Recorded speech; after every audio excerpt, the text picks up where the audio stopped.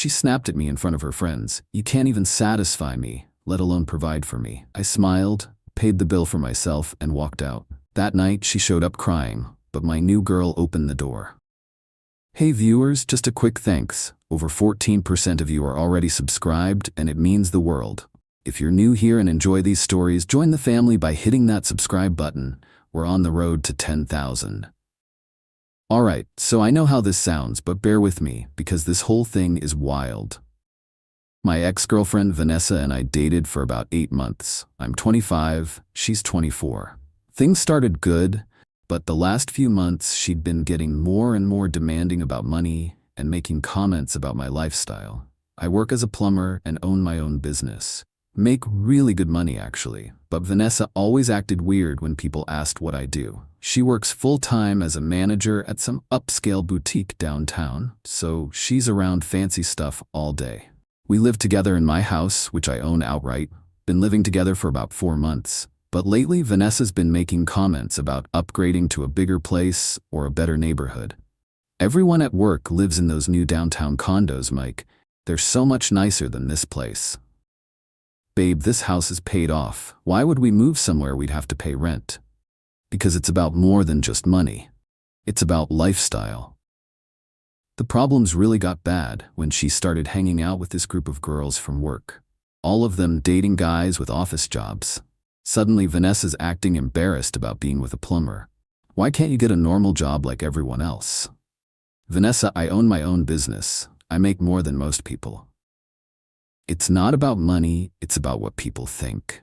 Should have ended it right there, but I thought she'd get over it. Last Friday, Vanessa texts me saying she wants to go to this new upscale restaurant downtown. The kind of place that charges $40 for a steak. I said sure, even though it's not really my scene. Great, I invited Ashley and Madison from work and their boyfriends. You'll finally get to meet them. Red flag, but I went along with it. Saturday night, we meet at the restaurant. Ashley and Madison show up with their guys who are exactly what you'd expect. Button-down shirts talking about their marketing jobs and investment portfolios. "This is my boyfriend Kevin," Ashley says. "He works in digital marketing." "And this is Brad," Madison adds. "He's in corporate finance." Then it's my turn. "This is my boyfriend Mike," Vanessa says without much enthusiasm. "He owns a maintenance company." Maintenance company, not plumbing business. Maintenance company. The whole dinner is awkward. Kevin and Brad keep talking about their careers and asking vague questions about what I do. Vanessa keeps steering the conversation away whenever they get specific. "Mike handles property maintenance for commercial buildings," she says when Brad asks directly. Which is sort of true, but makes it sound like I'm a janitor instead of a business owner. About halfway through dinner, Kevin starts talking about this vacation he's planning with Ashley. "We're looking at Bermuda for a long weekend. All-inclusive resort package." "That sounds incredible," Vanessa says. "Mike and I never do anything like that." I look at her confused. "We talked about taking a trip to Costa Rica. You said you wanted to wait until summer." "That's different. That's not like a real vacation." "What makes a vacation real?" "You know, like somewhere romantic, with nice resorts and good service." "Costa Rica has nice resorts. It's not the same thing, Mike." Ashley jumps in. "Kevin surprised me with the trip for our 6-month anniversary. It's so nice having someone who knows how to treat you right." The comment hangs in the air. I can see where this is going. "Must be nice," Vanessa says, looking directly at me. Madison decides to pile on. "Brad and I went to Napa last month. Wine country is so romantic. Much better than camping or whatever." "See, that's what I'm talking about," Vanessa says. "Some people know how to plan real dates." "Vanessa, we've been on plenty of nice dates." "Like what?" "That weekend at the lake house. The concert downtown. Dinner at Romano's last month." Those aren't the same thing. How are they not the same thing? Because they're not impressive? They're just normal. Kevin and Brad are watching this conversation like it's entertainment. Ashley and Madison are exchanging looks. "Vanessa, maybe we should talk about this at home." "No, let's talk about it now. I'm tired of pretending everything's fine. Pretending what's fine? Our relationship, Mike, our future." "What's wrong with our future?" "What future? You're content just running a little maintenance business forever. It's not a little business, it's successful. Successful compared to what? Compared to most businesses. I do well. Define well. I'm getting irritated now. I make good money, Vanessa. You know this. How good? Good enough to own a house and support both of us. That's not what I asked. The table goes quiet. Everyone's staring at us. Vanessa, what do you want me to say? I want you to be honest about your limitations. What limitations? Your career limitations, Mike. Your ambition limitations. I don't have limitations. I have a successful business. Vanessa looks around the table at her friends, then back at me. Mike, you can't even satisfy me, let alone provide for me. The words hit like a slap. Ashley and Madison gasp. Kevin and Brad look uncomfortable, but also kind of interested. Vanessa, what the hell? It's true, Mike. You're not ambitious. You're not sophisticated. You're just comfortable being small time. Small time?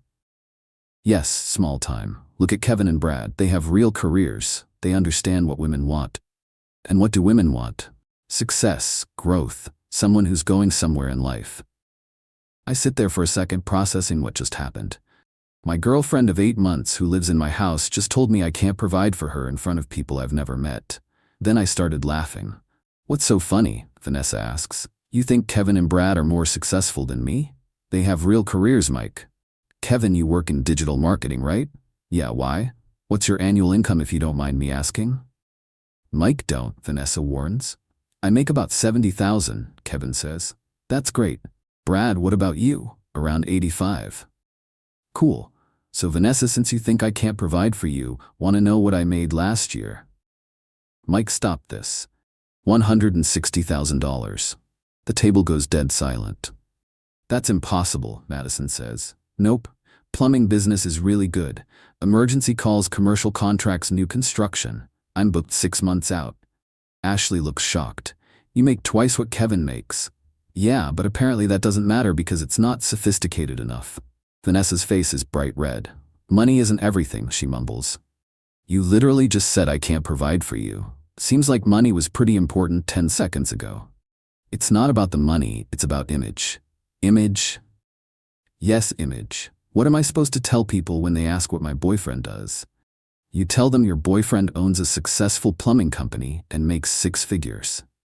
It's not the same thing. You're right. It's better because it's real success, not just a fancy title. I signal the waiter over. Can I get the check, please? Mike, what are you doing? I'm paying for my dinner and leaving. You can't just leave. Watch me. The waiter brings the check. $150 for 6 people. I look at it and calculate my portion. 2 drinks and the salmon, so about $35 including tip. Mike, you always pay when we go out, Vanessa says quietly.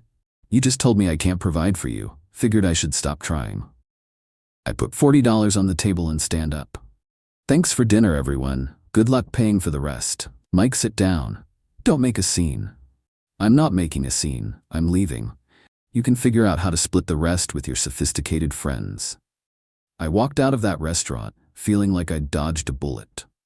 Got home and sat on my couch thinking about what just happened. Vanessa had been living in my house for 4 months, eating food I paid for, sleeping in a bed I bought, and she just told strangers I couldn't provide for her. My phone started buzzing around 11 p.m. Texts from Vanessa. Mike, I'm sorry. I didn't mean what I said. Ashley had to lend me money for my part of dinner. Can you Venmo me back? Mike, please answer me. I'm getting an Uber home. We need to talk. I didn't respond to any of them. She got home around midnight and tried to talk to me, but I went to my bedroom and locked the door. Sunday morning she was gone when I woke up. Left a note saying she was staying at Ashley's for a few days while I cooled off. Sunday afternoon I was at the hardware store getting supplies when I ran into this girl, Emma, from high school. We'd been friends back then, but lost touch after graduation. Mike? Oh my God, how are you? Emma, hey. I'm good. What are you up to? Just moved back to town last month. Got a job at the hospital as a nurse. We talked for like an hour in the parking lot catching up. Emma was smart, funny, down to earth, complete opposite of Vanessa. We should grab coffee sometime, she said. I'd like that. We exchanged numbers and made plans for Tuesday. Monday, Vanessa came by the house while I was at work and packed more of her stuff. Left another note saying she needed time to think about us. Tuesday, I had coffee with Emma. We talked for 3 hours about everything. Work, family, goals, dreams. She was impressed that I owned my own business. That's amazing, Mike. Starting your own company takes real guts. Thanks, it's been good to me. I bet. Plus you're helping people. When my bathroom flooded last year, I would have paid anything to get it fixed fast. Completely different reaction than Vanessa's. Wednesday, Emma came over for dinner. I grilled burgers and we watched a movie. She loved my house. Mike, this place is beautiful. You own this whole house?